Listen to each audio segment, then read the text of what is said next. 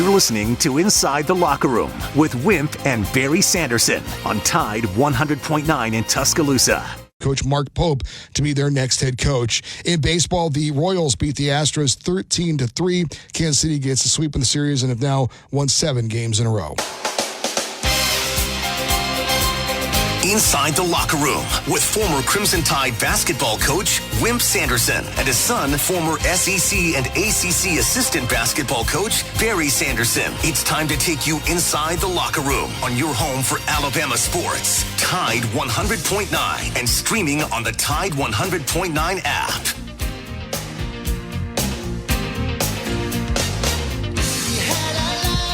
Welcome into the Friday edition. I don't know, Justin, if you can turn these headsets up a little bit. They're a little bit low in here for some reason.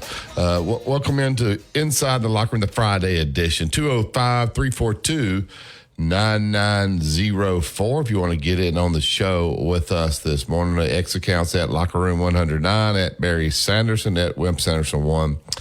And the email address for the show is wimpandbarry@yahoo.com. Download the Tide 100.9 app to your smartphone, and you can take us with you anywhere you go. If it has to last, it has to be tough, withstanding the elements year after year. When it comes to building outdoors, it doesn't come any tougher than Yellowwood brand pressure-treated pine from Great Southern Wood. For a project that stands up against Mother Nature's best, be sure to head down to your local dealer for Yellowwood brand pressure-treated pine, the lumber that protects against rot, fungal decay, and termite attack. Get only the best for your next outdoor project. And always remember, if it doesn't have that yellow tag on it, you don't want it. If you're at home and you're listening to us, turn it on ESPN. They are finishing up the Masters right now as we speak, and the players are on the course.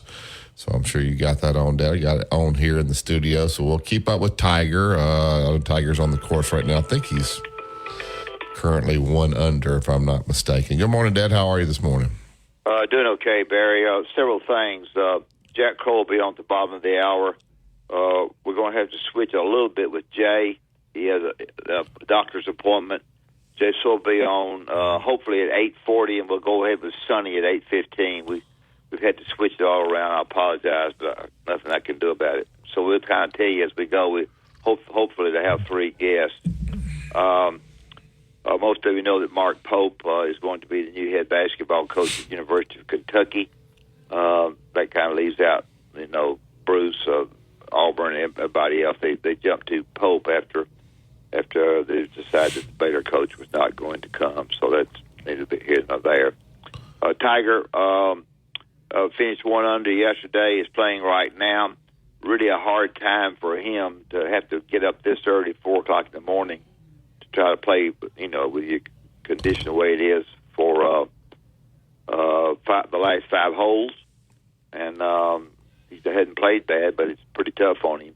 DeChambeau led with 7 under. Scotty was 6 under. Thomas was even. We never talk about Danny Willett at all, who played at Jacksonville from overseas.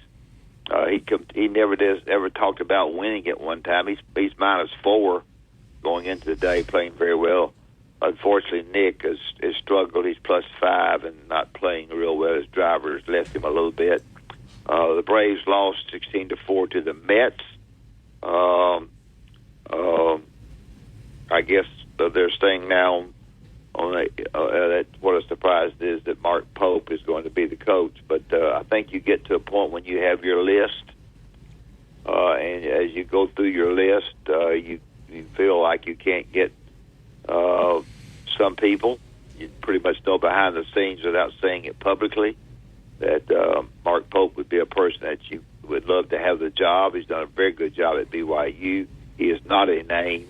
There will be some criticism. He is asking for a 5-year contract and getting it. Barry may have more comments about this than I do, but that's the news I have this morning, and we're in the process now of trying to see if Tiger and him can finish. Hopefully he can finish 1 under. He's currently even. He just bogeyed the last hole. Okay. I'm having a hard time getting it, so thank you. Okay, that's it. Barry, you go ahead. Yeah, it's on ESPN. It's regular ESPN right now. Mark Pope Actually, Mark Pope, when Phillip was an assistant at Georgia, Mark Pope was over there as an assistant as well. So I've met Mark Pope. Man, what an incredible guy. This guy is the salt of the earth, beautiful family. And so he obviously played at Kentucky. He was Reed Sheppard. Dad and Mark Pope roomed together at Kentucky, and so they played there together. So that might be a chance to keep Reed Sheppard there. I don't know if he still will go pro. Mark Pope is everything John Calipari is not. He doesn't talk down to people. He's a great person. I'm not saying John Calipari is not. He loves the University of Kentucky. He is an excellent offensive basketball coach. They run great stuff. They shoot a pile of threes, much like Alabama. The only question will be, can he recruit at the highest level? And, you know, he was winning, has not won a tournament game. People want to point that out. That was the first year of BYU was in the Big 12, and they did really well. So this guy's, when you hire sometimes, Dad, you go hire the exact opposite of what just left, and I think that's what they did with Mark Pope, and we will see. If he can recruit, he'll be good enough, and it'll all probably boil down to this NIL money. If you got now these fans, they don't know crap, but they're going to kill him on the.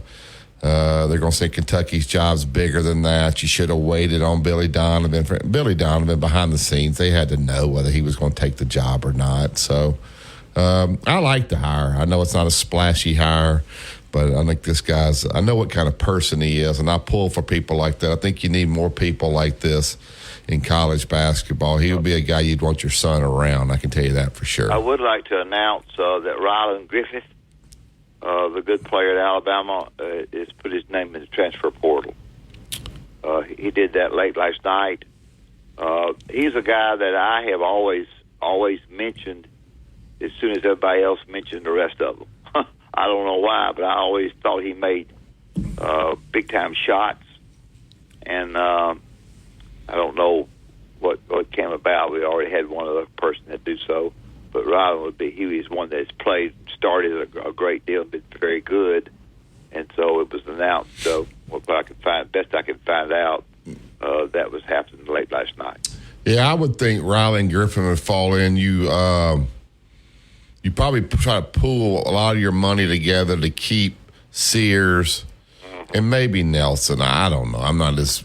I mean, Nelson did have a nice tournament, but, you know, if you take the whole season, he was okay. He was okay. I wouldn't – what happens on a guy like that is you overpay for him because he had such a good couple of games. Now, he's turned the corner, but so you try to pay for those guys. You probably got to pay a little bit more to keep Stevenson because of the potential there, and you don't have as much to give to Rylan Griffin, who's probably – he's averaging over 11 points a game, shooting right at 39% from three, probably your best defender, where he probably can go to the portal, and maybe somebody would have, could give him, he could be a frontline guy somewhere else. So that's the system we live in. As Barry has mentioned, disgust sets in.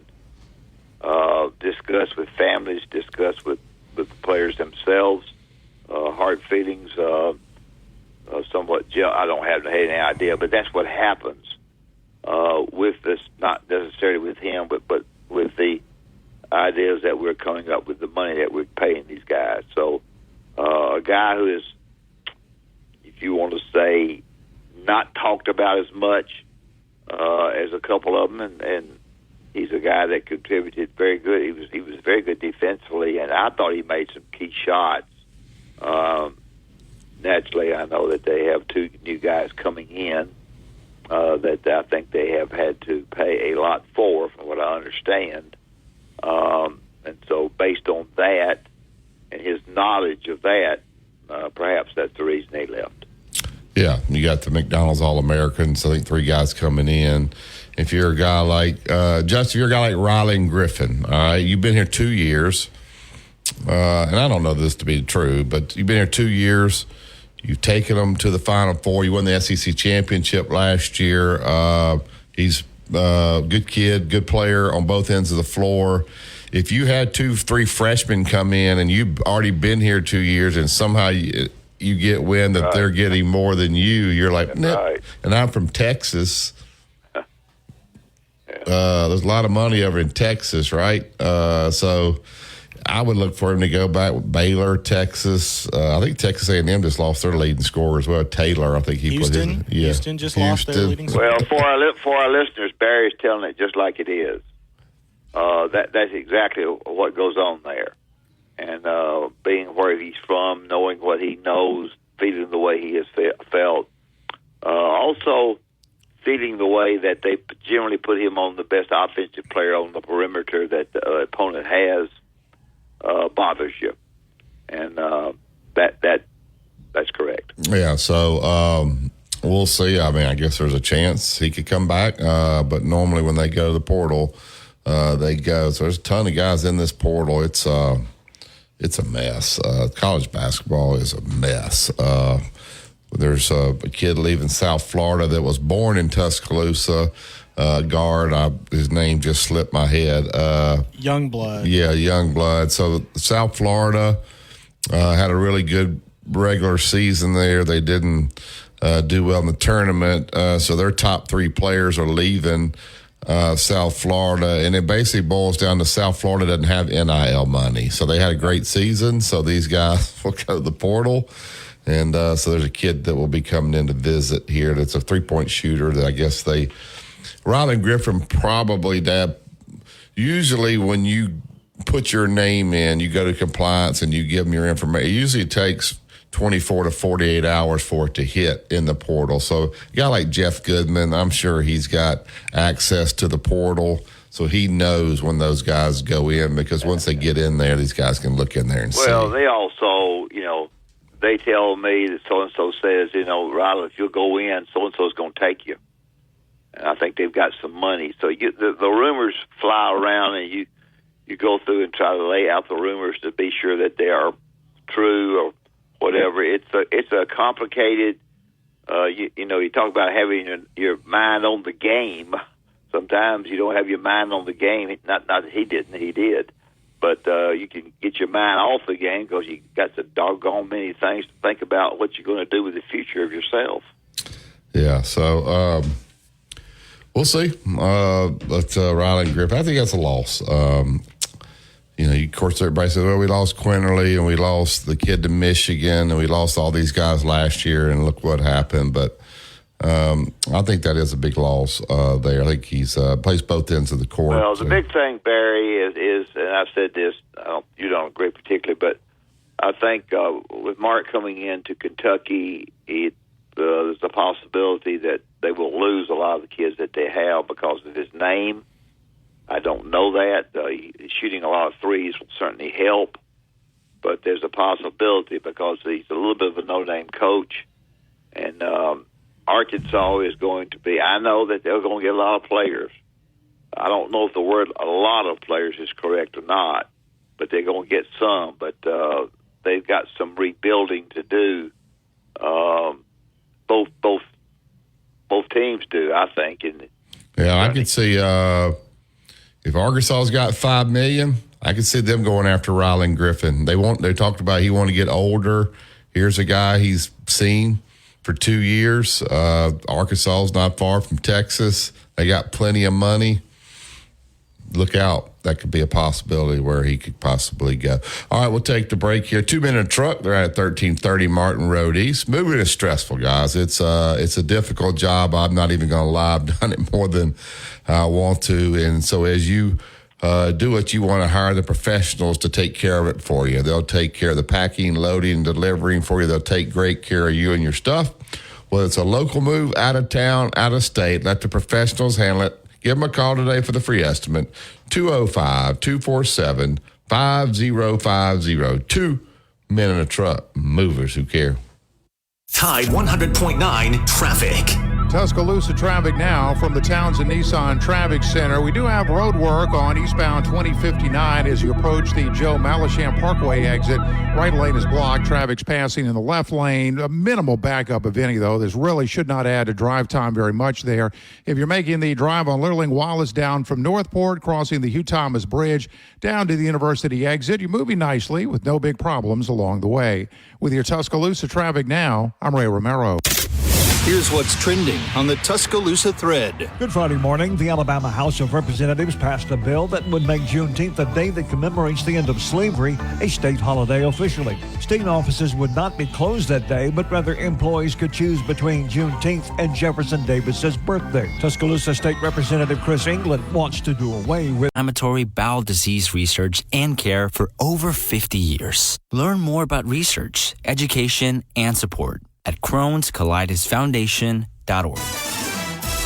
Road tripping, business travel, or bringing your car in for repairs. All great reasons to rent a Toyota at Tuscaloosa Toyota. You can rent the latest Toyota models for a day, a week, or a weekend. Every Toyota rental car comes with 24 hours roadside assistance and is backed by an entire team of people you know and trust. Rent a Toyota and let's go places. Reserving yours is a breeze at TuscaloosaToyota.com. 365, 24/7. You'll find road and utility crews, tow trucks, law enforcement, and first responders working along Alabama's roadway. We're making improvements and helping our communities stay connected. We're working hard to make sure you're safe on the road. Now we need your help to make sure we're safe too. Alabama's move over law requires you to move over a lane when you see flashing lights on the roadside. And if you can't safely move over, please slow down. Visit DriveSafeAlabama.org, brought to you by the Alabama Department of Transportation, Alabama Broadcasters Association, and this station. Years ago, Jimmy Rain decided that the best way to advertise Great Southernwood was through coaches. Gene Stallings, Pat Dye, Steve Spurrier, and myself, and many more coaches took to the radio and TV airwaves to tell people that if you're building outdoors, the only way to build is with pressure-treated pine, yellow wood. It is the very, very best. Why? Because all the coaches said yellow wood, pressure-treated pine, protects against bug, termite, and weather. Decking, fencing, play sets, whatever you're wanting to build, just go to the internet, look at Yellowwood, and you will find these coaches advertised a great product. If it doesn't have that yellow tag on it, believe you me, you don't want it. It's Yellowwood. Tide 100.9 Tuscaloosa weather. A beautiful spring day today with a sunny sky, the high 70. Clear tonight, the low 45. For the weekend, a warming trend. Lots of sunshine tomorrow and Sunday. The high tomorrow 79. The high Sunday afternoon at 83. I'm James Spann on the ABC 3340 Weather Center on Tide 100.9. It's 44 degrees in Tuscaloosa.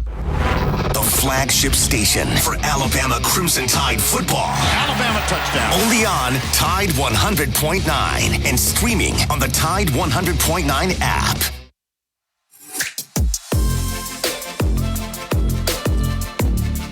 Yellowwood, pressure-treated pine from Great Southernwood. If it doesn't have the yellow tag on it, you don't want it. All right, we got several phone calls here. Hold on, we'll knock them out real quick. Get to the Yellowwood hotline. Get Jeff in. Good morning, Jeff.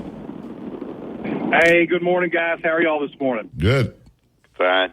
Hey, quick question for you. So, as a big Kentucky fan, I thought we'd have to have one call in this morning. But what do you think they said about, or what do y'all remember them saying about Nate Oates when they hired Nate?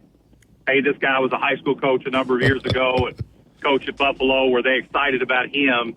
I don't know what to think about the Pope hire, but I have to think, like you just said, he's everything that Calipari wasn't, perhaps. So. Yeah, I like the Pope hire. I know other people won't because they'll say, and Jeff, I'm glad you called. I know you're a big Kentucky fan.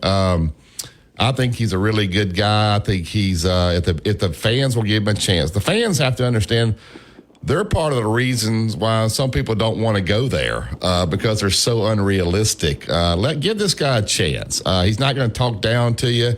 He's going to get along with everybody in the athletic department. He runs a great style. I watched them a lot this year. They're really good offensively. They're going to shoot a ton of threes. And so I think it's a positive deal here. You keep retreading these guys. You can't wait on Billy Donovan. They probably knew the way that he was coming. I don't know, Dad, your thoughts? Give this guy a chance. I don't think everybody was fired up when you got the job here. You got to give these guys the opportunity to see what they can do.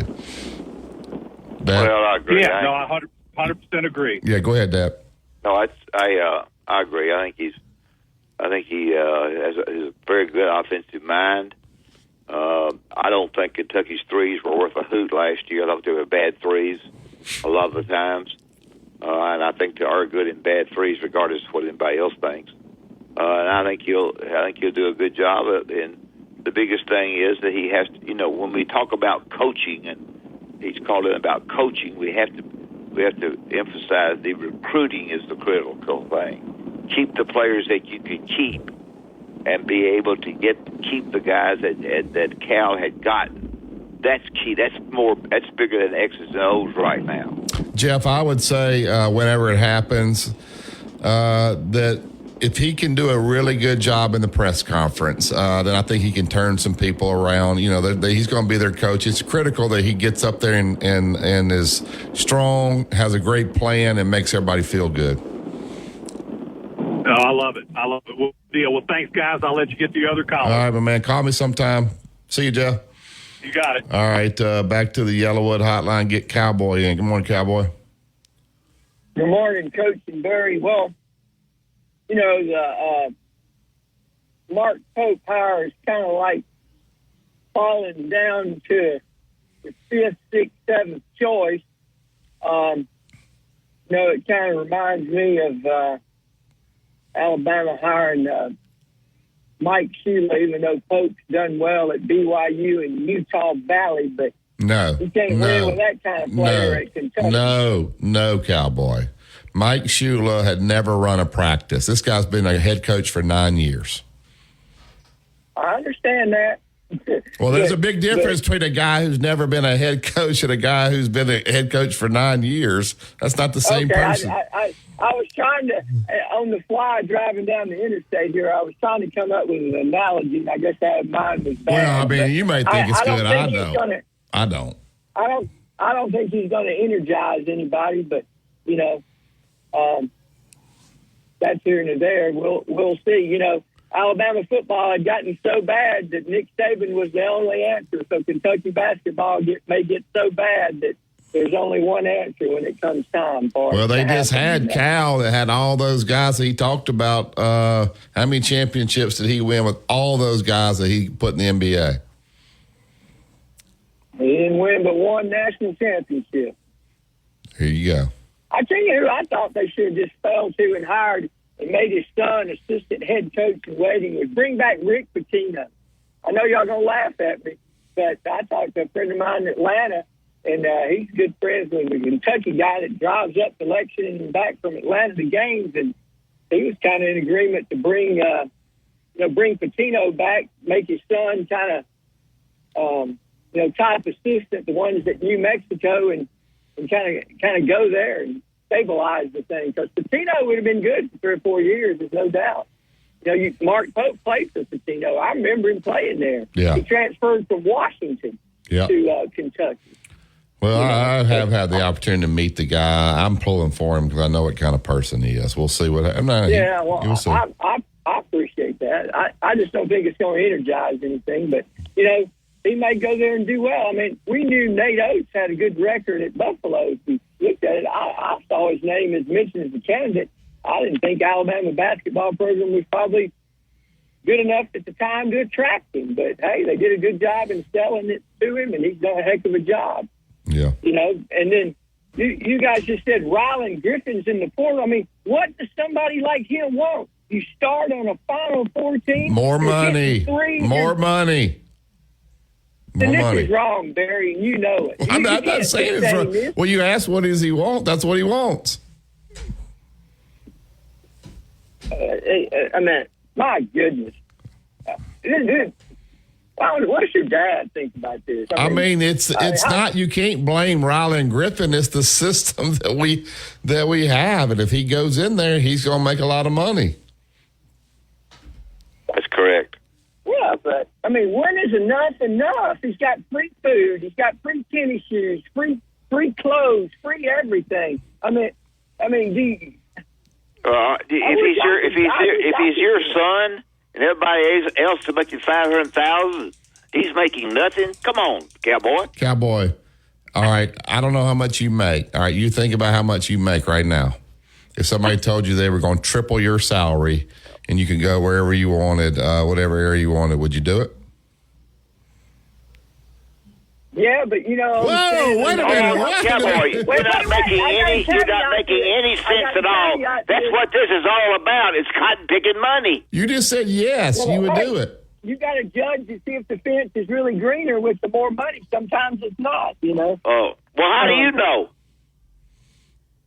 I don't know. Hey, let's just give them everything. So just give them everything. What can you do about that? It's the system, Cowboy. It's a cotton-picking system. It's the way it is. Do you think they'll play good basketball at Baylor? So if the kid went to Baylor, is that a bad move? He went to Arkansas. If Texas wanted to pay him. I'm not saying it's right. I wish the kid would stay. But to get, say, why would he do that? You know why. It's all about money. He's still going to be... Then why do you want to be a fan of this craziness? That's what I'm told people. Well, you're called into a radio show. You must be a fan. You're right, Cowboy. I think it's turning people off. It's turning people off.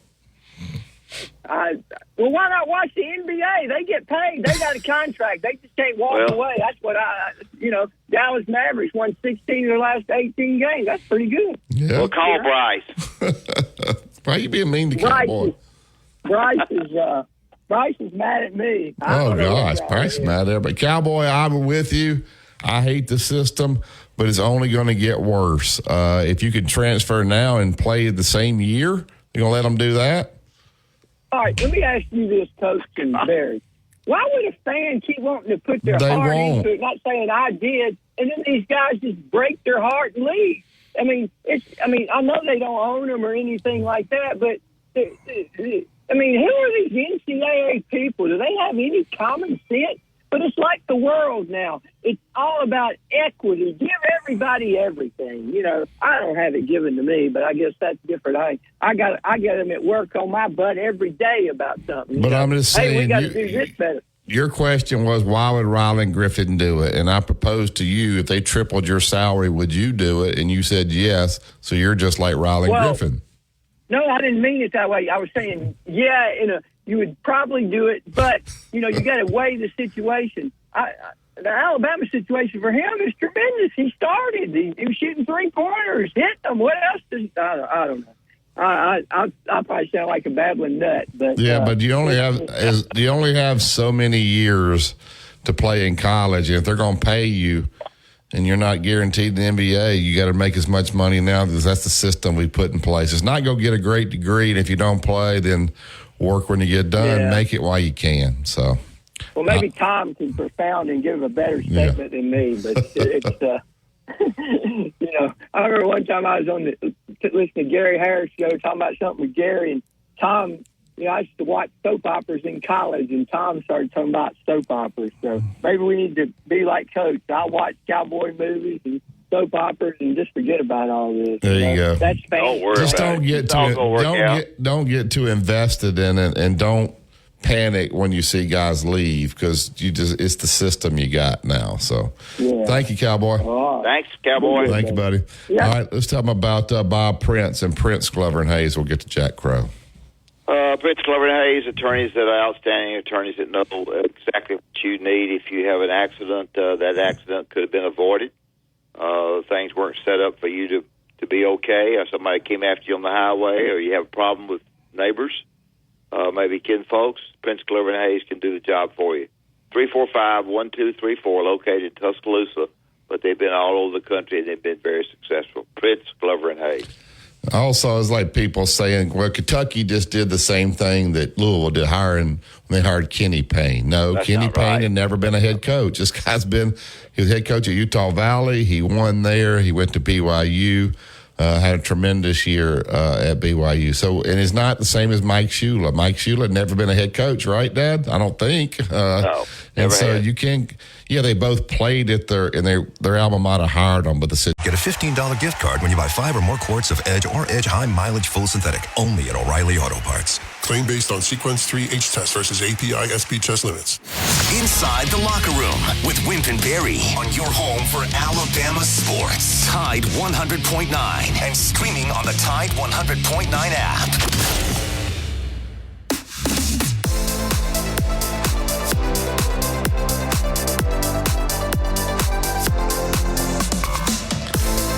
Welcome back to Inside the Locker Room. Yellowwood, pressure-treated pine from Great Southern Wood. If it doesn't have the yellow tag on it, then believe me, you don't want it. We know there must be some football in the air because that goes back to our favorite guest always during football season. Obviously, former head coach at Jacksonville State, Arkansas. I can't read all the places he's been offensive coordinator, or the segment will be over, but we'll get Coach Jack Crow in. Good morning, Coach. I missed you. Good morning, Barry. Good morning, Coach. Thanks. Hey, Dad, before we go, I want to ask you, Coach, you were at Arkansas. You know those people up there. John Calipari, they bring him in. They got the smoke. They got the fire. Their AD's talking about how they got to get him this NIL money, this, that, and the other. When it's said and done, he says, I want to go down and say hey to the coaches before I go to my press conference. Those coaches looked at him like, oh, my gosh. They were like, looked disgusted. When Sam Pittman shook his hand, I think he was sitting there thinking, I'm not going to get another dime. This guy's going to get all the NIL money there. Well, I'll give you some impressions if that's what you're asking. Yeah. And let me tell you something. I definitely know all the players. Okay. Yes. The name that surfaced was John Tyson. Yes.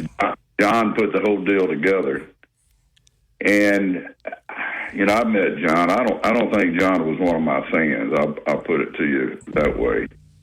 His dad was probably my best fan, and that was the original Tyson, John. There's big money, and then there's gawky money. You associate Tyson with chicken, but as Don told me one time when I pointed at the waiter and said, if you think I'm going to sit here with Don Tyson and order anything but chicken, you don't know who I am or he is. John quickly responded by saying, Jack, I probably own too much of the chicken industry. It just gets me in trouble. But there's not a piece of food on there I don't own part of the industry. Now, whoa!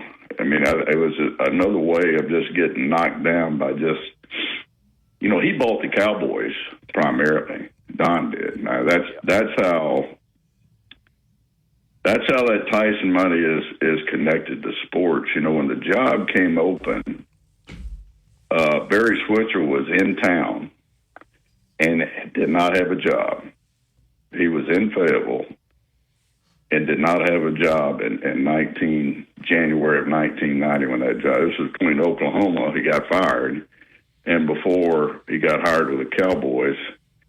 And I knew Barry and talked to him around that time, probably a couple of days before and a couple of days after I became the head coach. And he made one comment to me. He says, Don doesn't have enough chickens for me to have to coach in this place. Which told me again, I mean, you're talking about Calipari. Now, the thing that's really interesting is football's really been struggling to gain their NIL ground. Really been struggling. And they've lost some critical players that have been sprinkled in at other places that you may not necessarily recognize I'm talking about Arkansas football has. And so what Sam didn't have was the ability to go get those players. I mean, those people. It's a second generation from the one I had access to. But I can tell you, when I was there, if there'd been an NIL, there'd been plenty of money. I mean, plenty of money. So if they've decided to, I don't know that they really never went back and built those relationships, but I had those relationships. Right. And kept them after I left.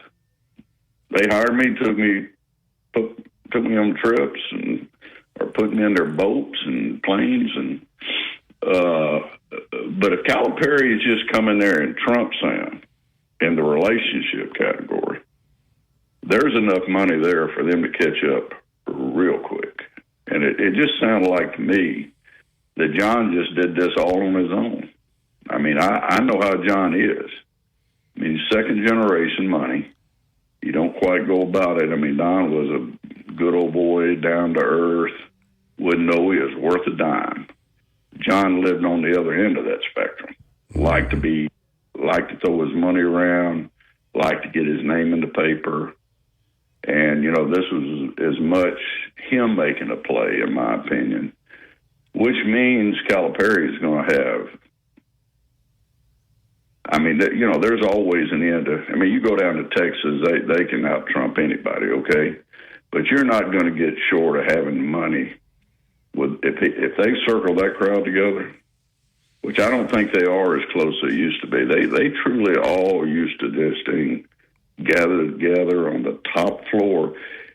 And I forgot, you know exactly who I'm talking about, in the Stevens building on the top floor. You've probably been there. Yes. I have. And that's where they all gathered. Shoot, you know this story, Wimp. You know as good as I do. You can't be you were a major player in that state. So you know this story, but how impactful was all that happening? It was big money taking over. And it just, I don't know why they've never been able to get it in football. It's the coach before me didn't get it, and the coach after me didn't get it. Now I'm bragging on myself. So they say, how did you get fired? In about 45 minutes of chaos. That's how I got fired. It wasn't because I didn't have relationships. Those people are hogs now. Yeah. They're hogs. And you can check the New York Stock Exchange and see how much economic clout is in that state. Wimp knows. Yeah. A little company in Conway called Axiom, nobody's ever heard of, that is one of the data centers of the whole country. Anyway, y'all got me off on a bit of thing. What you call me for, Wimp? I want to ask you this about the football situation. I go in there, and I'm an offensive coordinator. I've looked at the film of what went on last year, liked it or didn't like it. Don't really know the player. I'm talking about the offensive coordinator. Yeah. Does he take a look at what they did last year and try that? Does he put in his whole new deal and he don't have to honor Nick Saban now about the offense. Tell our listeners what he does in order to get this team ready to play offensively. They've got to come to an agreement about what the plan is and how they go about making decisions at every level. I mean, day-to-day decisions about who do we get reps with? Do we like their quarterback? Do we make these kind of adjustments that point us towards going towards the quarterback that's in his skill set? I mean, that's a decision. Or do you stay on the path, or do you stay on the path that we're on at Washington or whatever the original playbook? I mean, they're making decisions every day. Who's making those decisions? And how quickly? I mean, and what's the room somebody has to affect those decisions? Everybody sees something different in a player. Barry, y'all both know. I don't think there's anything more. You look at the point guard at Alabama. I mean, he went to Ohio. I mean, somewhere along the line, there was something happening that raised that guy to to just another level, and somebody had to be making those assessments. Well, has he gotten better? Has he learned more? You know, get new growth, development in his body. But as that talent is evolving, you got to evolve with it, and you got to make adjustments to make your system fit your players, or on the other side of that, make your players fit your system. How are they making those decisions every day? Who talks the most in the meeting? When there's a meeting, I mean, does that coordinator just sit there and spill how smart he is? Well, they've got two of them, and the head coach is an offensive-minded guy, but the offensive people are two working together. They may look at all the quarterbacks there. I don't think they have that much time to decide who's really better than who. I really don't either. I think a lot of this has to be done on film. And Barry and I also, let me butt in and say, Barry and I also think that there'll be people on offense or on there that they don't mind if they transfer. So they're going to play the people they think they want to get a look at more than they are the people that they don't give a hoot about. I would suspect at this point in time, with the position they're in, that people that, when the spring's over with, go to the portal are not people they really want. I would highly suspect those are all the people that realize these people aren't putting this in for me. And once that message is, there's going to be a bailing out. But I would look for there to be an influx of players that fill the gaps of, okay, this is who our players are. This is what we're going to do. These players don't fit anymore, or don't fit enough for their own liking. And by the way, here's the gap between what we have, what we need to have. Let's go get those players. And they don't necessarily have to be like the key producer. It could just be, we need a guy that can do this. And he may be playing just like we saw the best players in the SEC look like. They all transferred from mid-level or Division II schools. I mean, where you go get them? Best player at Auburn was at Moorhead or something. Where you go get them doesn't matter, but you know exactly what you need. So I take Star and how they recruited completely out of it. Coach, I think Coach DeBoer is using the media to tell the nation what he needs. Yesterday says they're a little short in the defensive backfield, and they'll be looking for an offensive lineman. They spread that out there, and then so these high school coaches, whatever, they look at and they will look at guys that play that position. Say, man, if Alabama needs that, they'll get whatever they want in this portal, won't they? They will, and your best source are your high school coaches.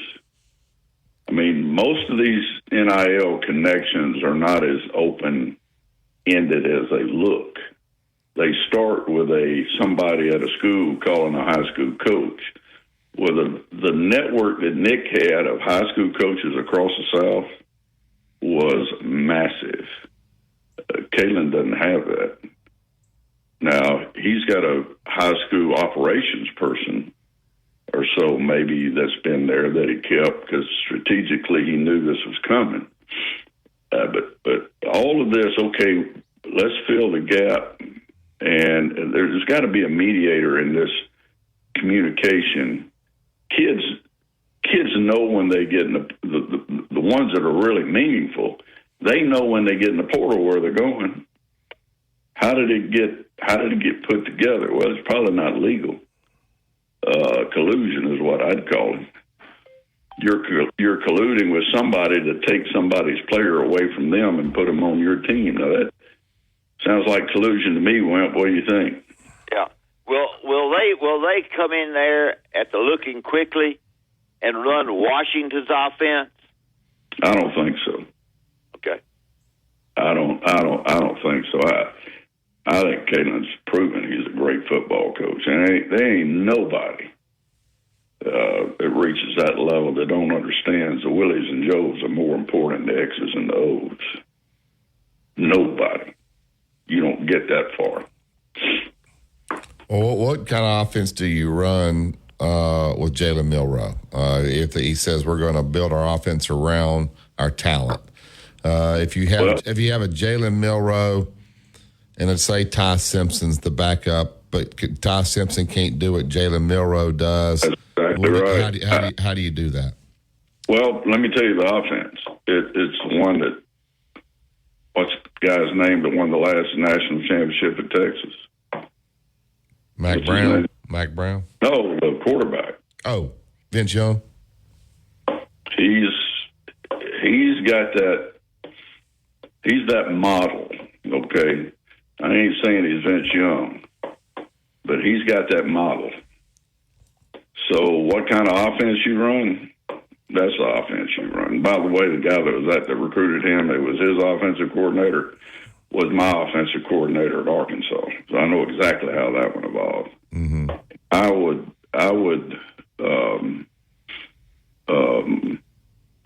I'd say Young, they weren't coaching quarterbacks the way they were coaching Young until Young got there.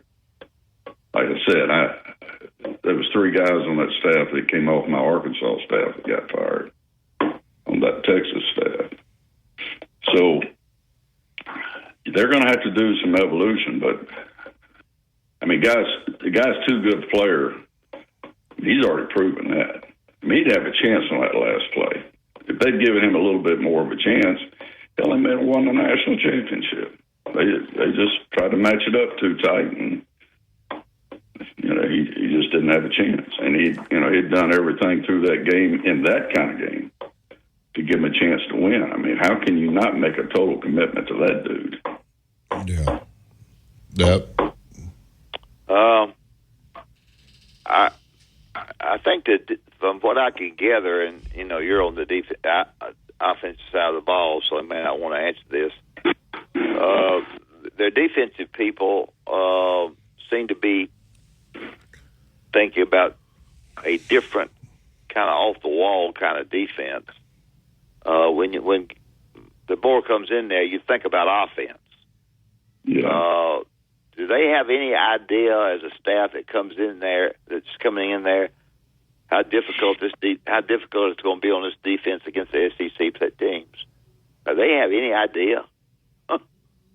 Well,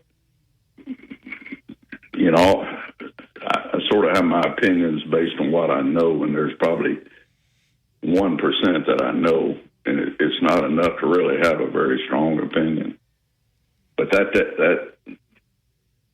defensive coordinator, yeah, I think he knows exactly what he's doing. Okay.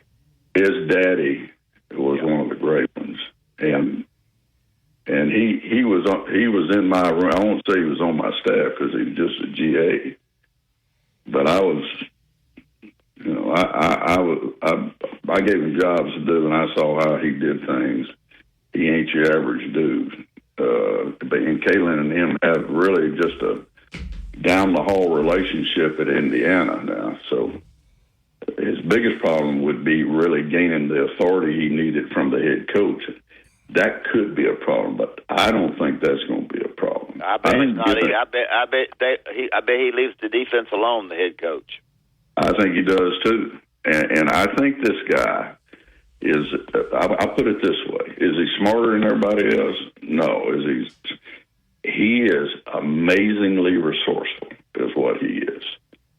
He will find, and I think because he's been a head coach and a successful head coach, if Kalen did this, and I highly suspect he did, he almost let him pick those assistant coach or those other people in that defensive room like they were going to be his assistants. I think you almost have a pro kind of, relationship between offense, defense, and head coach, which in those organizations, the defensive coordinator has a hell of a lot of authority. I think more so, it's more a flip on Nick's side. Nick delegated offense, and he had to have just almost a head coach to be his offensive coordinator because he had so many latitudes. Not that he didn't control it, but I don't think that Kalen is going to control the defense like Nick controlled the offense from the other side, so to speak. I think this guy's, and I think he's very capable of doing it too. I think Alabama's going to be really good. I mean, I'll just say that. Yeah, tough schedule. That schedule's tough. I know it, but I didn't say I thought they were going to win 12. I think they're going to be really good. Now, where does that ball bounce and all that stuff? Yeah. How many injuries they get? I ain't got that crystal ball. But I think they're going to be really, really well coached and very talented. And then after that, you just they can kick it off, you know? Last question. We're talking with Coach Jack Crow. We had Tom Hart on yesterday. He's going to Oxford, Mississippi this weekend. And the Ole Miss is not, according to him, they're not having a game. They're going to have a tug of war. They're going to have Joey Chestnut's going to be there. They're going to have a hot dog eating contest. They're not going to actually play an A-Day game. Nobody's going to leave either. And so they're not. I think it's almost like a genius move because, you know, these players don't really know their role. They get into an A-Day game and they get unhappy what their role was. And next thing you know, on the 15th, they're all in the portal. They won't know if they don't play a game. Is Lane Kiffin outsmarting everybody right here doing this? Yes. And what do we, you know, the trend that you have a full capacity spring game, what was that, 10 years ago? Yeah. Here lately, we're seeing there ain't hardly anybody at the game. So who's the game for? Yeah. The game's for the players. Right. And if it does anything to set you back in any way, why the hell would you do it? I agree. So, anyway, they're going to have hot dog eating contest and tug of war. I don't think any of us would ever question what the savviness of that dude is. So, anyway. Well, Coach, we appreciate it, but we'll call you back after the A-Day game, see what you think. All right. I hope that the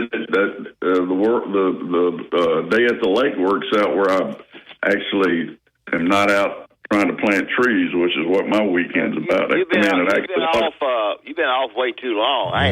We ain't had you on a long time. You've been loafing. I've been.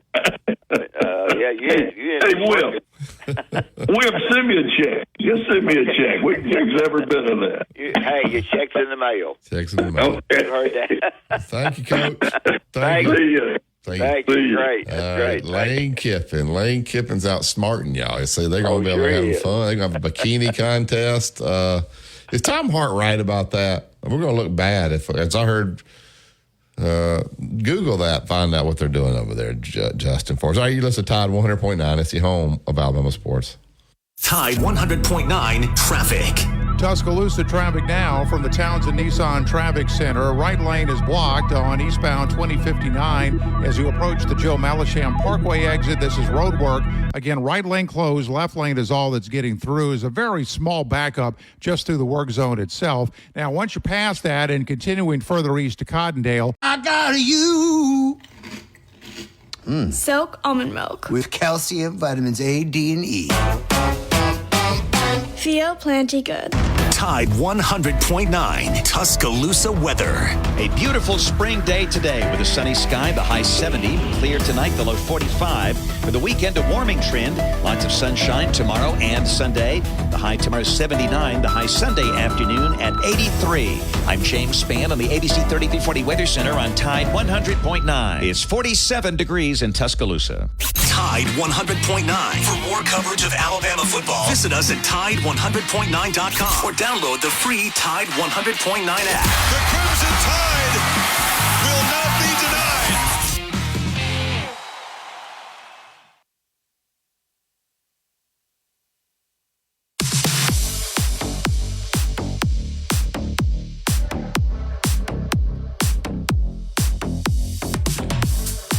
Yellowwood pressure-treated pine for great southern wood. If it doesn't have the yellow tag on it, then believe me, you don't want it. Yeah, their whole mess, they're having a 7-on-7 scrimmage, and they're having, it's called the Grove Bowl games.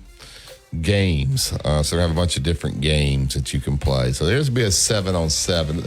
They don't even have pads on in 7-on-7, though, right? Justin. So, no pads. All right, you listen to Tide 100.9. It's the home of .com/sound and get up to 30% off today. See representative for warranty details. Promotion is 20% off plus a 10% senior or military discount. One discount per household.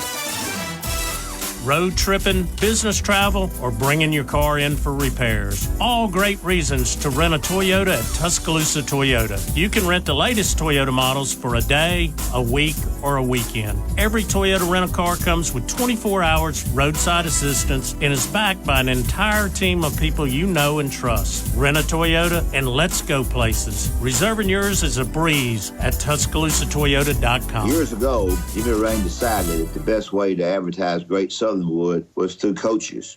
Gene Stallings, Pat Dye, Steve Spurrier, and myself, and many more coaches took to the radio and TV airwaves to tell people that if you're building outdoors, the only way to build is with pressure-treated pine, yellow wood. It is the very, very best. Why? Because all the coaches said yellow wood, pressure-treated pine, protects against bug, termite, and weather. Decking, fencing, play sets, whatever you're wanting to build, just go to the internet, look at Yellowwood, and you will find these coaches advertised a great product. If it doesn't have that yellow tag on it, believe you me, you don't want it. It's Yellowwood. It's the Tide 100.9 30K Workday Payday. Woo! Win cash every weekday 8 to 5. Here's this hour's cash code. 538. Again, that's 538. The code is 538. Enter that code now on the Tide 100.9 app. Click on the 30K Payday button and enter the code for a chance to win $30,000. From the Fox Sports Studios in Los Angeles, here's Eddie Garcia. In golf at the 88th Masters, after weather pushed back the start of Thursday's opening round, 27 players, including Tiger Woods, are wrapping up their first round today, and the second round is underway as well. For Tiger, he started the day 1 under par through 13 holes. He bogeyed his first hole, the 14th, parred the second hole, the 15th. He's even par for the tournament now. He'll have to play 21 more holes today in his attempt to make his 24th consecutive cut at the Masters, which would be a record. The projected cut line is 1 over par. Bryson DeChambeau is your leader after an opening round 65. He's 7 under par, 1 stroke up on Scottie Scheffler. In the NBA, Knicks knock off the Celtics 118-109. Pelicans beat the Kings 135-123, and the Warriors down the Trailblazers 100-92. College basketball news: Kentucky is hiring former Wildcats player and BYU head coach Mark Pope as their next head coach. He won a title at Kentucky in the 90s. Inside the Locker Room with former Crimson Tide basketball coach Wimp Sanderson and his son, former SEC and ACC assistant basketball coach Barry Sanderson. It's time to take you inside the locker room on your home for Alabama sports. Tide 100.9 and streaming on the Tide 100.9 app.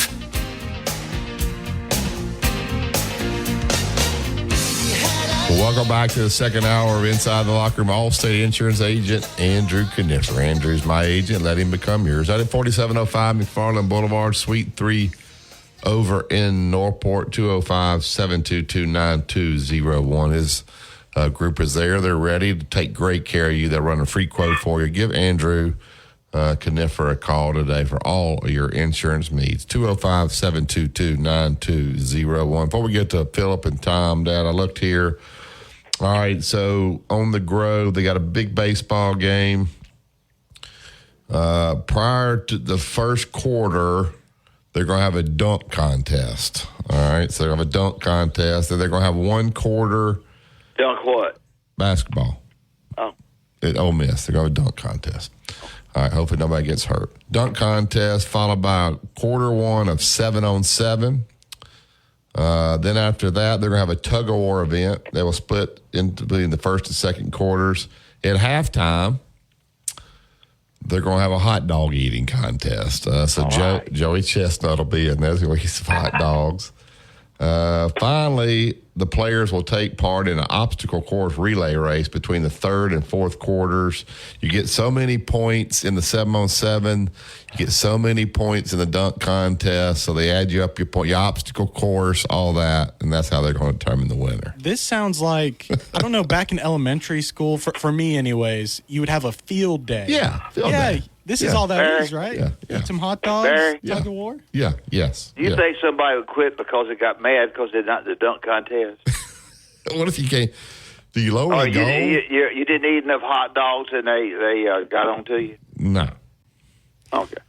So everybody, the portal guy said, man, that's fun. That was a lot more fun than that. Yeah. I think I'm going to stay. I think I'm going to stay. That's fun. They're going to have girls. They're going to have a lot of girls around. Yeah. There'll be girls everywhere. All right, let's get to the Andrew Conifer hotline. Get Philip in. Good morning, Philip. Morning. Hey, good morning. Hey, all that talk about Ole Miss and what they're going to do reminds me of when they had a the Pro Bowl was going through that thing a few years ago where they were having flag football games on the beach. You remember that? Yeah. And you remember the University of Georgia had a receiver named Robert Edwards who was pretty good. He was a running back, then he got converted to a receiver. I think he got drafted by the Patriots. But he made that thing, and they were playing that flag football game on the beach, and he ripped his knee up. You remember that? Yeah. Oh, crap. I forgot about that. Also, they're playing Mississippi State in baseball that night at 7:30. That's a sellout, Philip. So, a lot going on in the Grove over there this weekend. Oh, yeah. Hey, Barry, the reason I called was your phone conversation we had with Cowboy a few minutes ago. Yeah. You said something that I agree with, and then Josh Pate said something that I agree with on the same topic. And you mentioned the Cowboy that, all this portaling and money and all that stuff that we're going through right now, it's going to get worse before it gets better. And I agree with you. Yeah. Now, Josh Pate, who I like quite a bit, I like listening to Josh. He said something a few weeks ago that this is going to correct itself out of necessity in about three years or so. And I kind of agree with that because it's just not sustainable. I mean, because what I predict is going to happen is there's going to be a program out there somewhere that's going to do that's going to happen to them what happened to Fordham back in the 1940s when they had such great programs in the 30s and 40s. And, they de-emphasized football after going to major bowl games in 1954.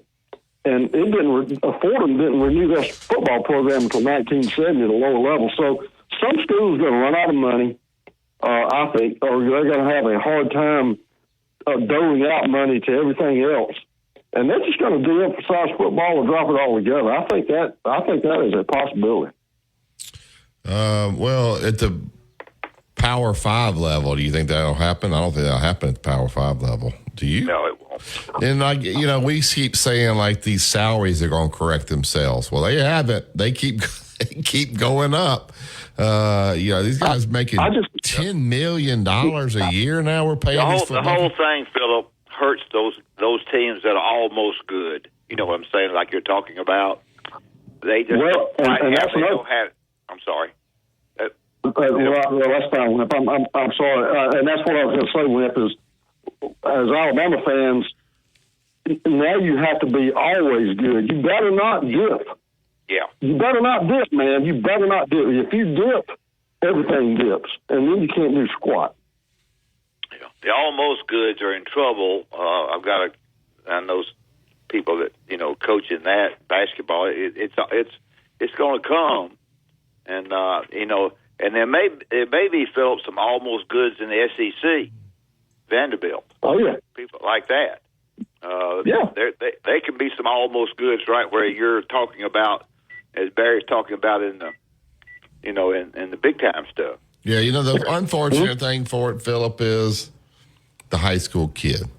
Because these guys all look at it now and say, man, don't worry about the high school kid. We can get a portal guy that's got a little bit of experience. He's going to be better than him early. We got to win now. So don't worry about that high school kid.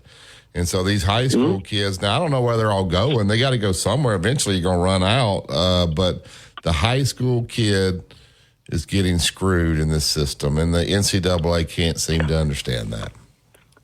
And I'll tell you another thing, too. I've got a friend that's a recruiting coordinator at one of the local high schools here in LaGrange, and all the high school kids think they can play Division I. Yeah. And they turn down those Division II scholarships. Yeah. You know, but I think they're going to be a Georgia Bulldog over here in LaGrange, let me tell you.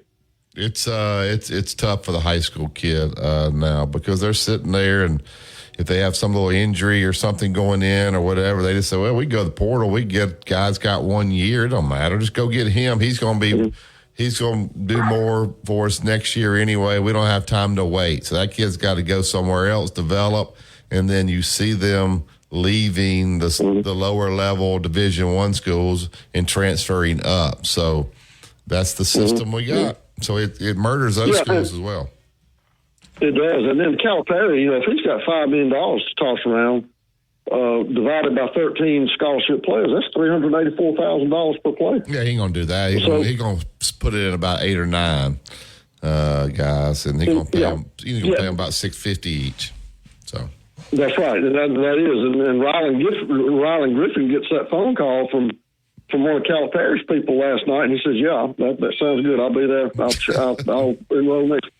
That's how it works. That's why when people get outraged, these kids leave. What do you mean? They just went to the Final Four. They got a great team coming back. So these kids don't care. Can you blame them? Do you blame them with the system, Philip? I don't blame them. No, I don't blame them, and you know, I would do the same thing. But then this time next year, when it gets time to do the taxes, I'm paying 42% tax, 42% to the government on that $650,000. Yeah. Thank you, Philip. Thank you. See y'all. All right, back to the Yellowwood Hotline. Get Tom in. Good morning, Tom. Hey, Barry. Hey, Coach. How are y'all this morning? Okay. We're good. You know, it's interesting. I thought the Mark Pope hire was a good hire, and for Kentucky, it may not be to coin your phrase a splash hire, but I'm like you. I love the way his team played. Yeah. And I thought at being at BYU, he did an outstanding job to kind of put their basketball on the map. Well, you know, you can only recruit. People say, well, you haven't recruited. Well, you can only recruit Mormons to BYU. Yeah. So that makes it a little more difficult. So obviously, well, Kentucky, there's a lot of factors that go into him, in my opinion. Just a John Q fan now, to have the success he had at BYU, I think you could double it anywhere else. You know, on the scale of success. Yeah. We'll see. I'm hoping he does a really good job in the press conference. There's some fans that'll never accept him unless he gets there and starts winning, so it'll be wait and see. But I hope he can rally the ones that are not sure. He's a Kentucky guy. He and Reed Shepherd's dad were roommates, so I hope that Scott Shepherd. Yeah, okay, cool. So maybe he will have the Shepherd support. You know that. So we'll see. We'll see what happens. Well, you know, and won't it be interesting that all the different kind of styles that'll be in the SEC competing against each other? Don't you think that's good? Yeah. I think it makes entertaining basketball. I saw where Tennessee's big guy's leaving. Really? The big center, yeah. Adu or whatever. Yeah, well, yeah, he's going. Hey, you know, Cowboy was talking about soap operas a while ago. I love a good soap opera. Do you? And I appreciate Cowboy bringing that up. But do y'all want to hear a good soap opera story? You want to hear my Don Tyson story? Sure. Are you sure? Yeah. You know, Mr. Don owned all those poultry operations throughout the South, and Coach Jack's right. I was in Alaska, on Kodiak, Alaska, one time fishing, and we came back in, and these fishing boats were unloading their nets onto the deck of a stationary boat that was in Kodiak's harbor there. And I said, "What's that?" They said, "That's the cannery." I said, "Really?" I said, "Whose cannery is that?" They said, "Tyson Food." I said, "Cool." And so Mr. Tyson, you know, was a big supporter of Bill Clinton. And they made a deal. Russia was on the verge of going into a famine in the early 90s, and they were on the verge of going into a famine. And they cut a deal with Tyson for chicken parts. And they started shipping these chicken parts over. I mean, it was the worst parts of the chicken you could get. Well, he come and tried to convince the Hickman family over here in Pickens County, who have large poultry operations as well, to get in on the deal. They wouldn't do it. And anyway, they were the Denny Hickman, before he passed away this years ago. He was telling me that they got in trouble with those chicken parts over there in Russia. They held up, I don't know how many containers on their docks over there. They wouldn't let them come in because it was such terrible chicken. And so Mr. Tyson got mad, and he told them to get my airplane ready. He flew to Washington, went straight to the White House. He didn't ask anybody anything. He went there and told Bill Clinton, said, "You better get something done about that. I want those containers unloaded and on the way back over here so I can load them up again." The next week, there was some kind of summit somewhere, and they showed me a picture of Bill Clinton. He had the Russian ambassador out there, and he was wearing him out. They said that's what he was wearing him out about. Get them damn containers over there and get them. I love you. Because his number one supporter was going to cut the funds off to his campaign. There you go. There you go. And I believe every word of that, Tom. It's the truth. Yeah. Well, I tell you what, the Hickmans told it, and I know I believe what they say. No doubt. All right, my man. Appreciate you. Buddy. Thank you. Thanks, Tom. All right, we'll take the break here. We'll see if we can round up old Coach Sonny Smith. You'll see Tide 100.9 is the home of Alabama sports. Tide 100.9 traffic. Tuscaloosa traffic now from the Townsend Nissan Traffic Center. If you're traveling along eastbound 2059 approaching Joe Malisham, right lane is blocked for road work, left lane is passable, but there's little if any backup to the area. Now ahead of that, you're looking at about 8 minutes from the 359 interchange out to Skyland Boulevard. There are thousands of kids who've been waiting over a year. End their wait. Sponsor a child with compassion today. Just text the word radio to 83393. Are you receiving unemployment? Your benefits could be at risk. Here's how you can protect yourself and your benefits. Never respond to mail notifying you of a false claim in your name. Never answer a text message asking you to verify your account. And only respond to official Alabama Department of Labor's social media pages. Report fraud at labor.alabama.gov/fraud. Brought to you. Gift card for Amazon and other brands. Just download the free Upside app and use promo code GEAR for a 25 cents a gallon bonus on your first tank. That's code GEAR. Tide 100.9 Tuscaloosa weather. A beautiful spring day today with a sunny sky, the high 70. Clear tonight, the low 45. For the weekend, a warming trend. Lots of sunshine tomorrow and Sunday. The high tomorrow 79. The high Sunday afternoon at 83. I'm James Spann on the ABC 3340 Weather Center on Tide 100.9. It's 50 degrees in Tuscaloosa.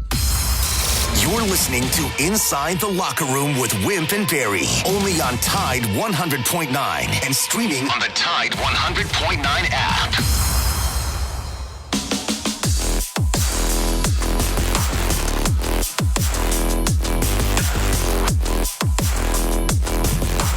Tuscaloosa Toyota. Get down Skyland Boulevard. Look at the 2024s, the Grand Highlanders, Tacomas, the Camrys. They got a great website as well, TuscaloosaToyota.com. You can get on the website. You can schedule a service. You can look at all the inventory, new and used, right there on the website. You want to rent a Toyota, they got a great special right now. Buy 3 tires, just any tire you want.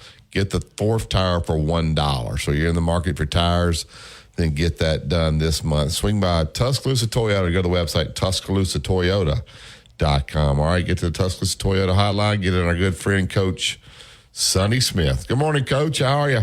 Hey, Sonny. I'm good. How you guys? Good. We're doing okay.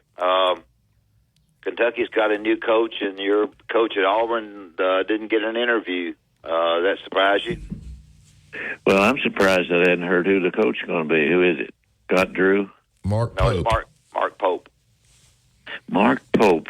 Yeah. My goodness, BYU. I tried to recruit. BYU. I tried to recruit him. He wanted too much money. No, I do know Mark though. So Mark is the new coach. Is that surprising to you too? Well, Scott Drew turned it down. Scott Drew turned it down. His Scott Drew, Sonny, stayed back in Waco while his family flew over to Lexington. He's got teenage kids or younger kids that I would imagine didn't want to leave their friends. And so they took a look at it. So they went back that night and had a family meeting and decided to stay at Waco. That's surprising. I remember his dad was a high school coach up in Indiana, and I went in to see him a number of times. That whole family is committed to coaching. I can tell you that for sure. Yeah. Your thoughts? Let me say this: I'm a bit surprised that they went the direction that they did. I thought it might be someone that had been more acclimated to the area that they're in, and so they could control recruiting from inside out. But Mark may be able to do that. I don't know. Yeah, been coach at BYU. Obviously, did a good job over there this year. Played at Kentucky, won a national championship there.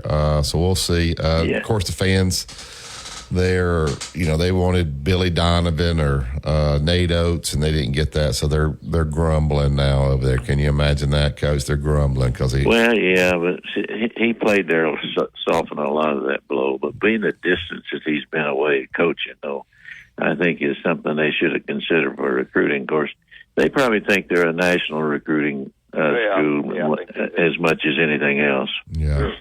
Your thoughts about John Calipari in Arkansas? Is that a good fit? I think it's time for John to move. Yeah. I don't know that going to Arkansas was the right move for him. I think it will all depend on how the Arkansas people take to him. And if they do, I think it's going to be a good move because I think you and Wimp both would agree he's going to get it done wherever he is because they're going to recruit. And I don't know that the Arkansas people will jump on him as well as I thought they might. Yeah. Yeah, I just don't think it can take a real long time. They need to get it.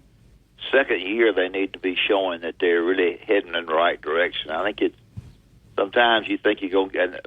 Barry has, said that how much money they're going to give them to recruit with is going to be a factor. So that's going to make it big for them. Well, when you agree, it's harder to recruit than it is to select. Yeah. And he's been in a situation where he's been a selector. Now he's in a situation where he might be a little bit of a selector in the state, maybe, but he's got to become a recruiter now. Does that make any sense? What I'm saying? A little bit of more so recruited at Arkansas than you do at Kentucky. I would agree. Yeah. You can select at Kentucky.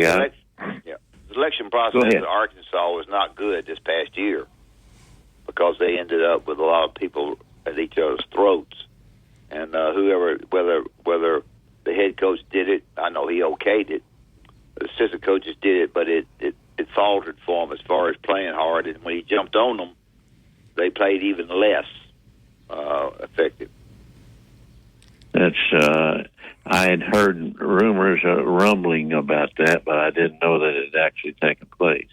Yeah. And that means change is definitely coming when that gets going on. Your thoughts about how well I thought Alabama played Connecticut well, probably better than anybody else in the country. I don't know if you know, Rylan Griffin's put his name in the transfer portal. He averaged around 11 points a game, but they finished well and got a lot of momentum going into next season. Just your thoughts about how Alabama ended. Alabama was a terrific team. I thought they were very well coached. I thought I didn't know that they could be stopped before they got to the Final Four. I thought they were good enough for that. I didn't know if they were good enough to win the national championship, but I certainly thought they could be in the picture for sure. I thought he did a terrific job, and I thought their players played extremely hard for him, and I thought they played well together. I thought he did a terrific job. You guys are a little closer to the situation than I am, but from outside looking in, I thought it was a great job. Yeah, it did, no doubt. They tried to get the coach of Connecticut at Lexington. They were going to offer him $12 million. They were going to make him the highest paid coach, not including football, in the country, and his wife wasn't interested in leaving where they were, and that school that they're at is not very good football wise. It's a mess, and they do it all. So money just didn't enter into it with him. So well, I wouldn't have thought he would have been a fit at Kentucky like he would have been at Connecticut. I mean, I don't think there's any doubt. Yeah. I think he would have won, but I don't think his personality would have fit in. But what they needed to hit the ground running and be ahead of the game before they even started. Yeah. Kentucky's been in a situation where they're ahead when they start, but that's not. I don't think this year is going to be quite like that. It might be, but and maybe Mark will have a better view of the things than I think he will. Somewhere down the line, Sonny, as they got towards the end of it and they were trying to decide what they were going to do, Rick Pitino's name came up. I was going to mention that on the show this morning before I realized who they'd hired last night. That he would have taken it in a heartbeat because he's always said he made the biggest mistake ever when he went to the Celtics after Kentucky. Well, matching them up on who they hired and who he is, I believe I would have gone with Rick.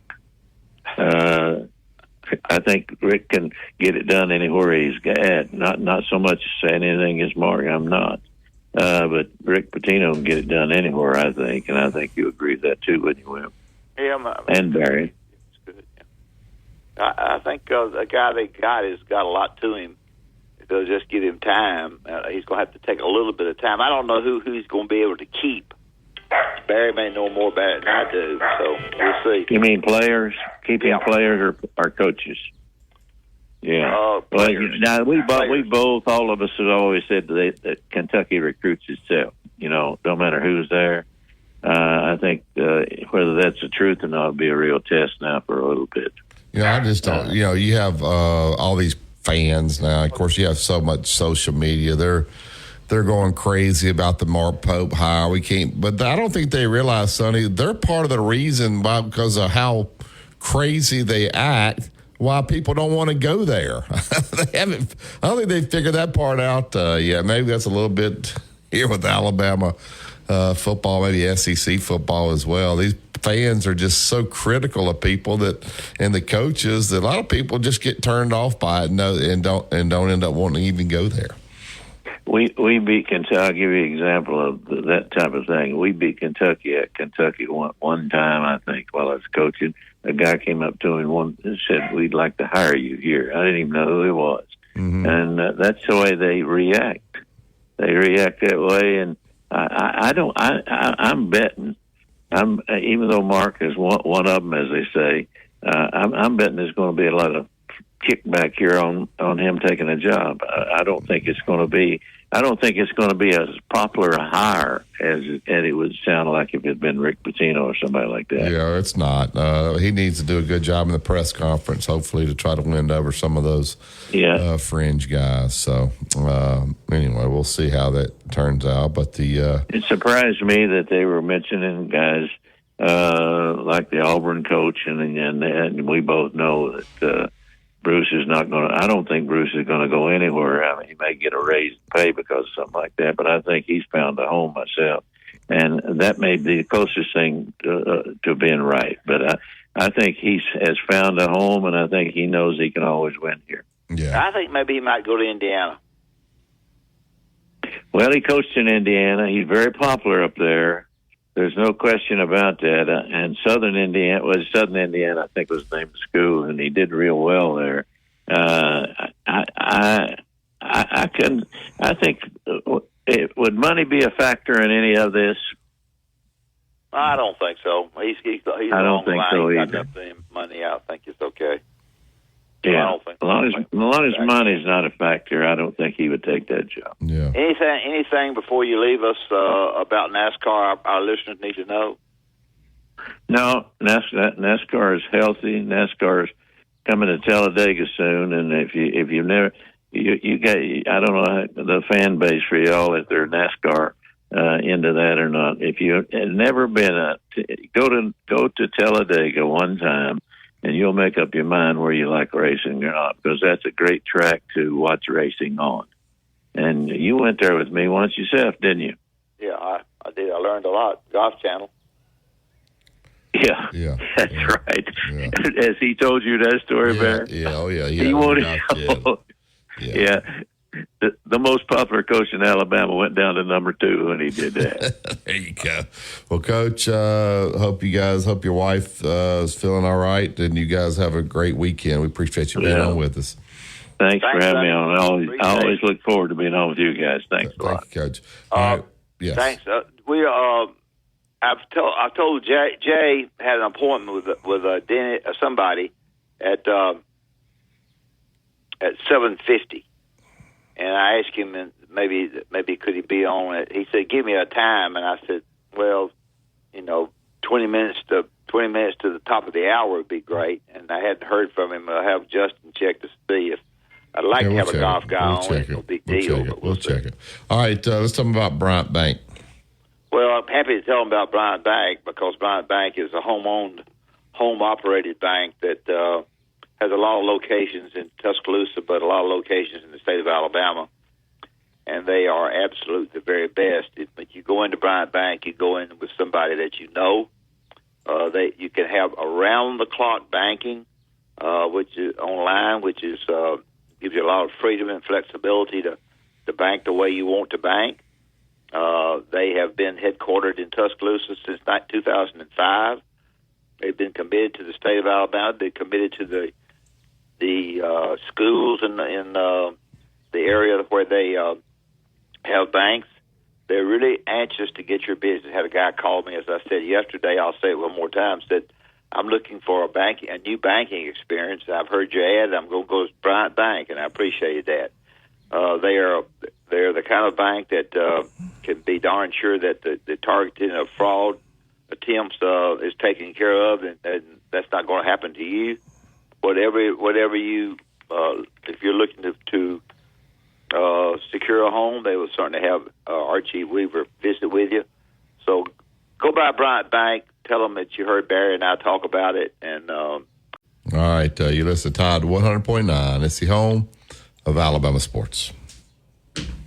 This report is sponsored by Mothers Against Drunk Driving. The Alabama Securities Commission protects you from financial fraud. Anyone asking you for investment money must be licensed. You're careful with your money. Fraudsters aren't. Before you invest, call our hotline at 1-800-222-1253 to verify the licensing of the person making an offer and the product. Don't lose your hard-earned money. Learn to protect yourself at asc.alabama.gov. Paid for by the Investor Protection Trust and brought to you by the Alabama Broadcasters Association and this station. Road tripping, business travel, or bringing your car in for repairs. All great reasons to rent a Toyota at Tuscaloosa Toyota. You can rent the latest Toyota models for a day, a week, or a weekend. Every Toyota rental-car comes with 24 hours roadside assistance and is backed by an entire team of people you know and trust. Rent a Toyota and let's go places. Reserving yours is a breeze at TuscaloosaToyota.com. My caretaker was very rough with me. I thought they did it because I wasn't moving fast enough. Elder abuse is a crime, and together we can stop it. If you or someone you know has been abused, neglected, or exploited, call the Adult Abuse Hotline at 1-800-458-7214. That's 1-800-458-7214. Sponsored by the Alabama Department of Human Resources, the Department of Justice, ADECA grant number 18VA-VS050, the ABA, and this station. Years ago, Jimmy Rain decided that the best way to advertise Great Southernwood was through coaches. Gene Stallings, Pat Dye, Steve Spurrier, and myself, and many more coaches took to the radio and TV airwaves to tell people that if you're building outdoors, the only way to build is with pressure-treated pine, yellow wood. It is the very, very best. Why? Because all the coaches said yellow wood, pressure-treated pine, protects against bug, termite, and weather. Decking, fencing, play sets, whatever you're wanting to build, just go to the internet, look at yellow wood, and you will find these coaches advertised a great product. If it doesn't have that yellow tag on it, believe you me, you don't want it. it's Yellowwood. A national championship team covering a national championship team. The best sports talk in the state. Tide 100.9 and streaming on the Tide 100.9 app.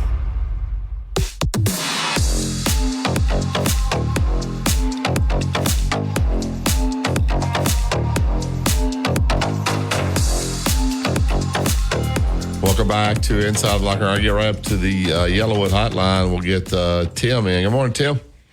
Morning. Hey, good morning. It's Chamber of Commerce Day here in Gulf Shores, out for a walk.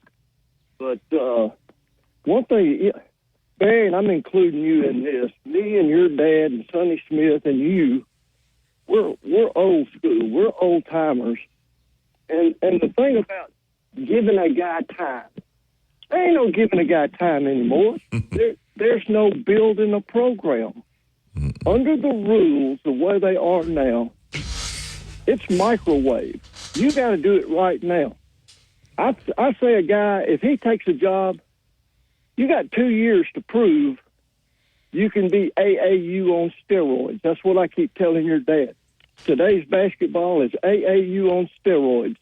If you don't have the team you want, get rid of the ones that can't help you win.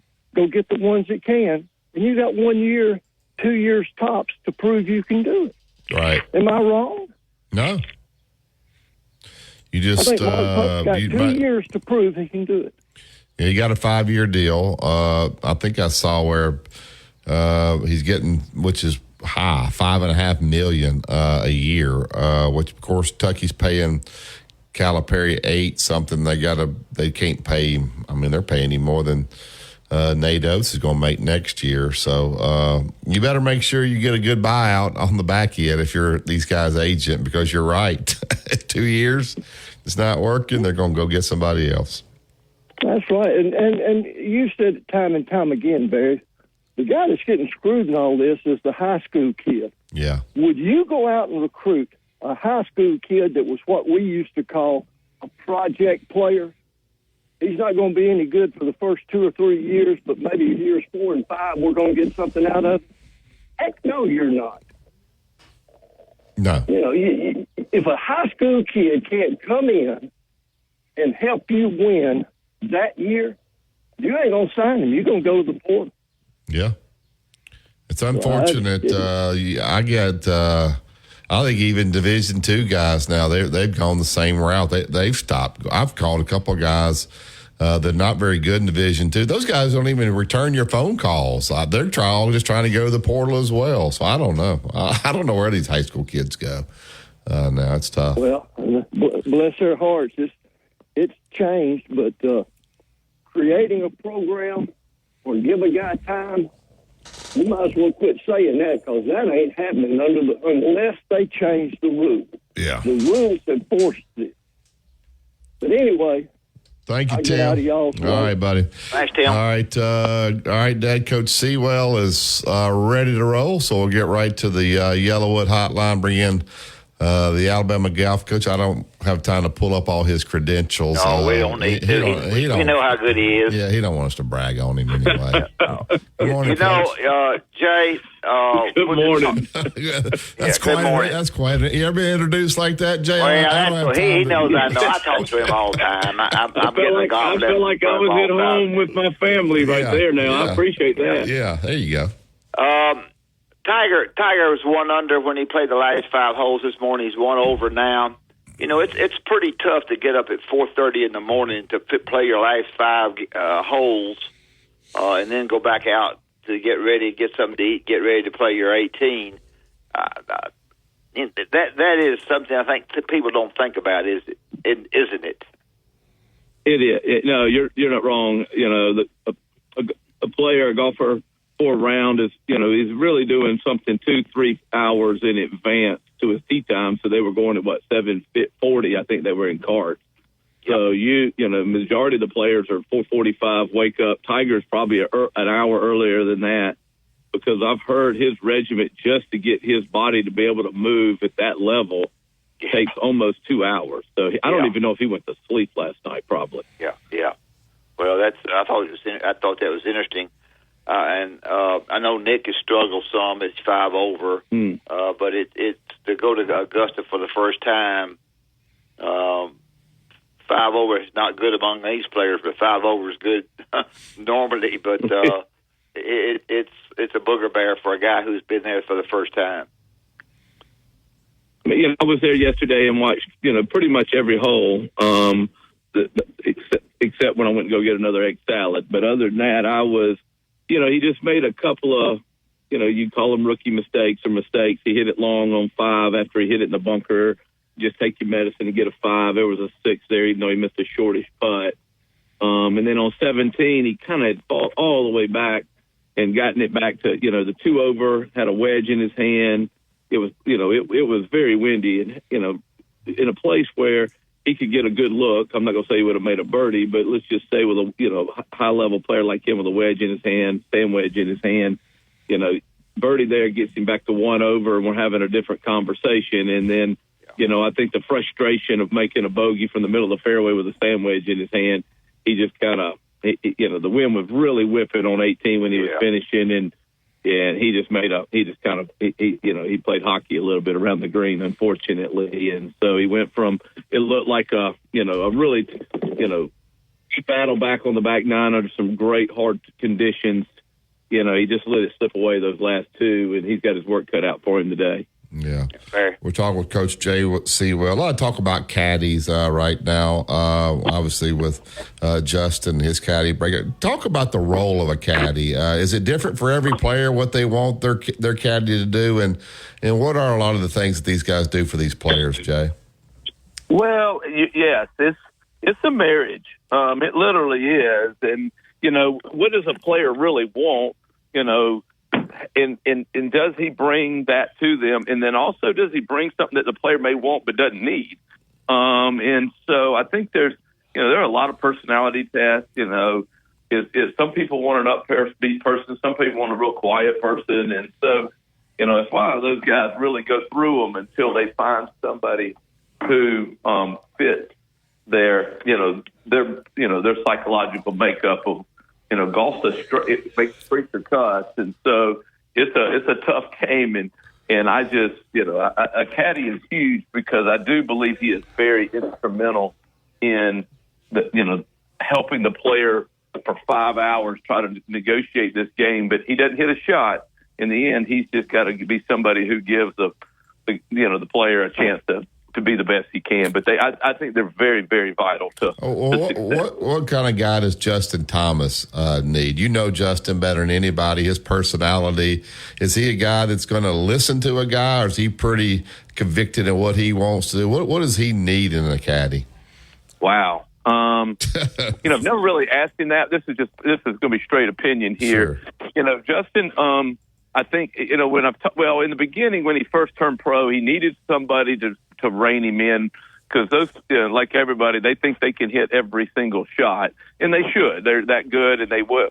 And I think he needed somebody to kind of have some wisdom. So I think if you see, he's always leaned on after he finally got Jimmy Johnson a long time ago, an older, experienced caddy, because he wanted somebody to say, hey, not here, because sometimes he made decisions that were like, hey, right there. And so I think he wants somebody who's really smart, who has enough internal fortitude to tell him, I don't think this is the shot at this moment, because it doesn't fit the what we're trying to do here. And so he needs somebody with some strong conviction, but I also think he needs somebody with a little bit of enthusiasm, because I just think that's what he feeds off of, in my opinion.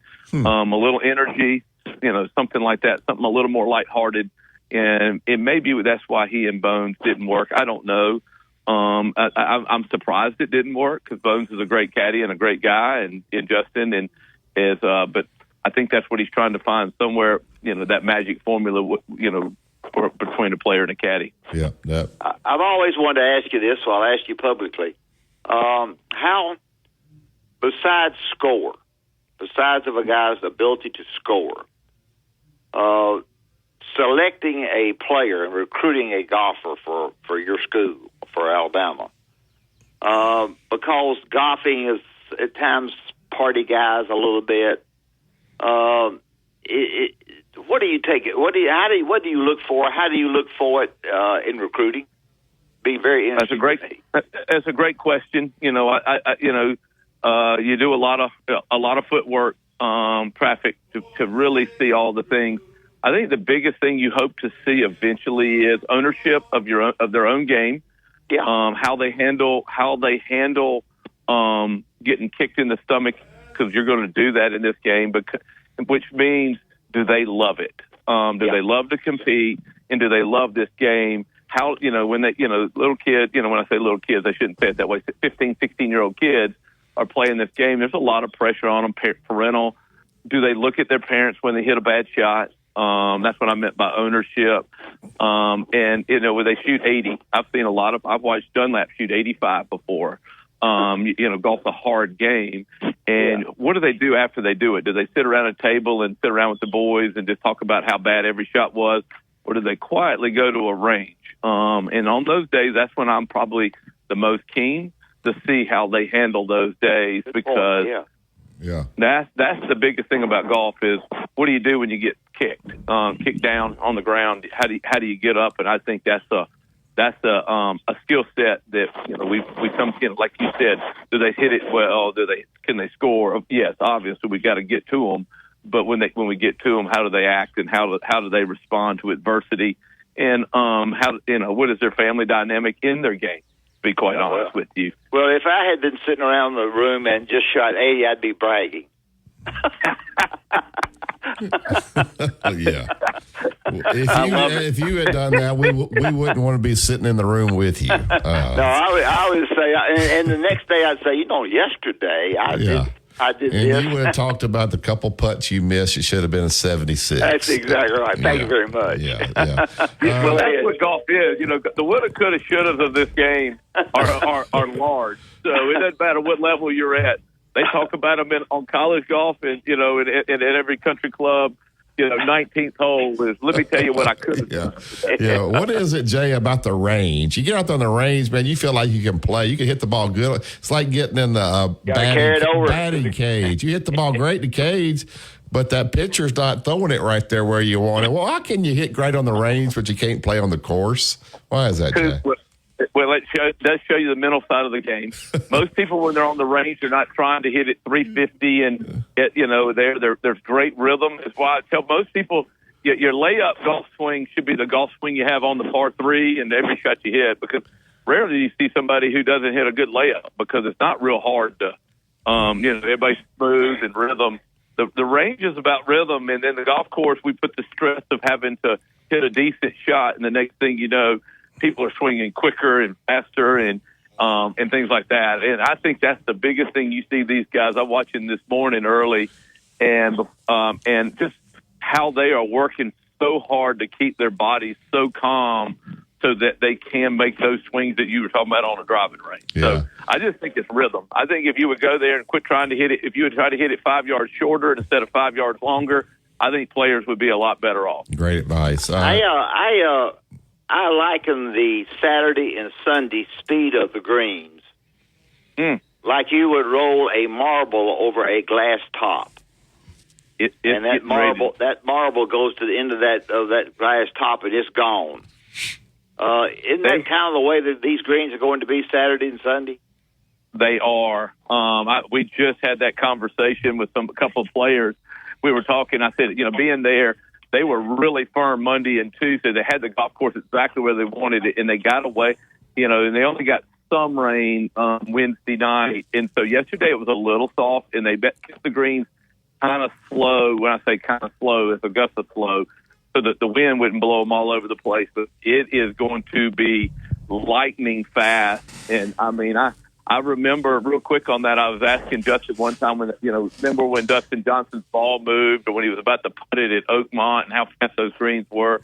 I said, "Are those the fastest greens you ever seen?" He goes, "Coach, Sunday at Augusta is just ain't nothing like that." Because it's so undulating and all. And so I think we're, with a little bit of wind today, they got 30 mile an hour today, and then Saturday and Sunday, it's going to be as quick and as firm as we've seen it in a long, long time. I think you're going to see it really hard for players to break 70.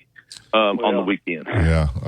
Well, Glassy, before we let you go, Coach, Dad and I's bucket list is to go to St. Simon, and we know you're going there April 24th for the SEC championship. Just talk a little bit about your team and the SEC coming up.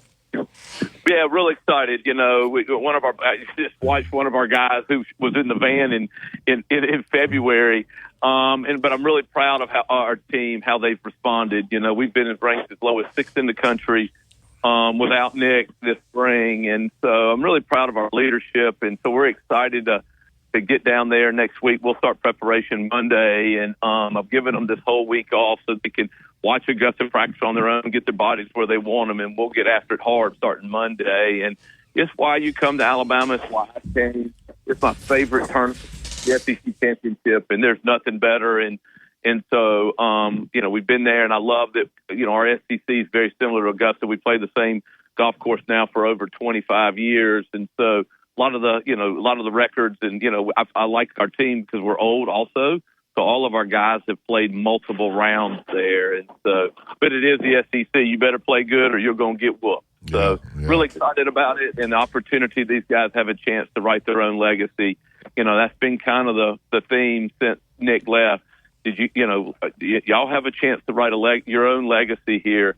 Why don't you write it? And so, you know, I think that players write legacies. And so I'm excited to see how they handle preparation and then how they handle the tournament. Yeah. Well, I want to thank you for being on. I know you had some other situations this morning. Rather than text you, thank you, I'll just thank you right now and tell you how much I appreciate what you do and how much it means to Barry and I for you to be on our show. Yeah, you can tell how much time we spent on your introduction. Jay. I didn't think we had much time. I knew everybody knew him. Jay likes for us to treat him like that. Everybody else, you know, we kind of treat him like he's one of us. So. I don't need to be introduced. Let's just talk golf because I love the game. I love talking. Y'all love the game like I do, and it's fun to talk golf with you guys anytime. Thank you, Jay. Thanks a lot. Appreciate it. Thank you. Thank y'all. All right, there's JC. We've had a good show today, Barry. We've been able to get a little football in there with what people want to hear because that's a big deal.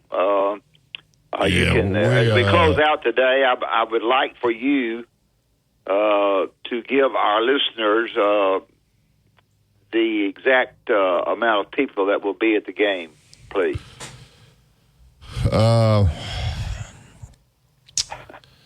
The weather's going to be good, guys. Studied it. I got him. The weather's going to be good. I think you got a baseball game in town against Arkansas at 5 o'clock. He's talking around it, y'all. He's talking around it. 8A games are nothing anymore. You see what they're doing over at Ole Miss. They're having a dunk contest, obstacle course, tug of war. Now, what they announce and what's actually going to be in that stadium, I'm going to say 45,000 in there on Saturday. And I know we have people say 80. Now, there's a big difference between 80 and 45.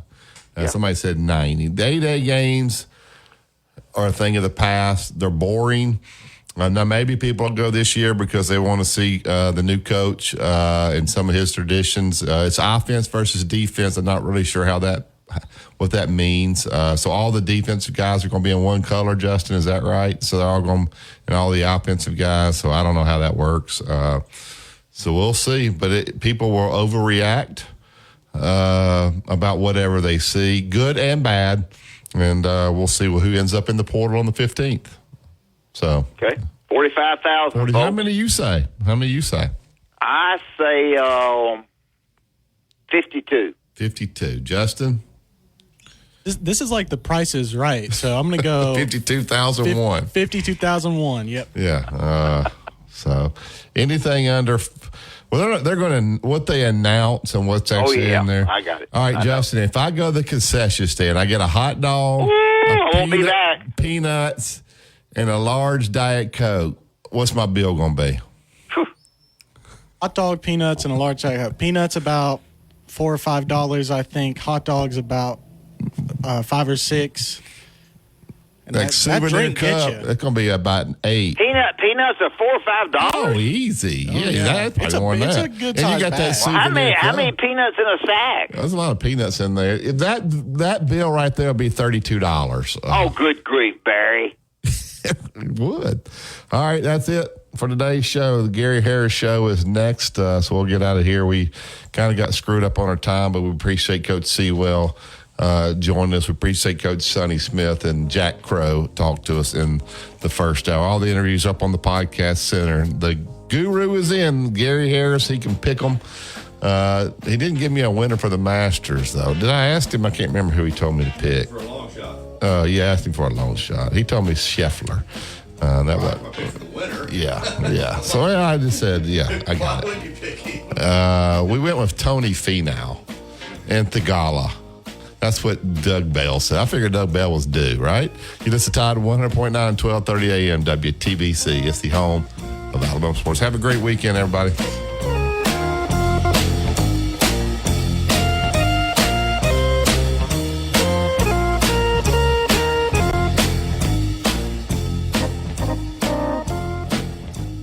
Tide 100.9 traffic. Tuscaloosa traffic now from the Townsend Nissan Traffic Center. If you're making the drive in on McFarland Boulevard from Buell and Coker through Northport, continuing down across the river to U of A, no big problems along the way there, and you're moving at posted speed. Same story on Highway 69. If you're coming up from Hale County, we do have the road work on. Is your number one dealer, and they'll beat any written offer or pay you $1,000. Keeping you number one keeps Townsend Nissan number one. See dealer for details. Thank you for listening. /sound and get up to 30% off today. See representative for warranty details. Promotion is 20% off plus a 10% senior or military discount. One discount per household. Tide 100.9 Tuscaloosa weather. A beautiful spring day today with a sunny sky, the high 70. Clear tonight, the low 45. For the weekend, a warming trend. Lots of sunshine tomorrow and Sunday. The high tomorrow 79. The high Sunday afternoon at 83.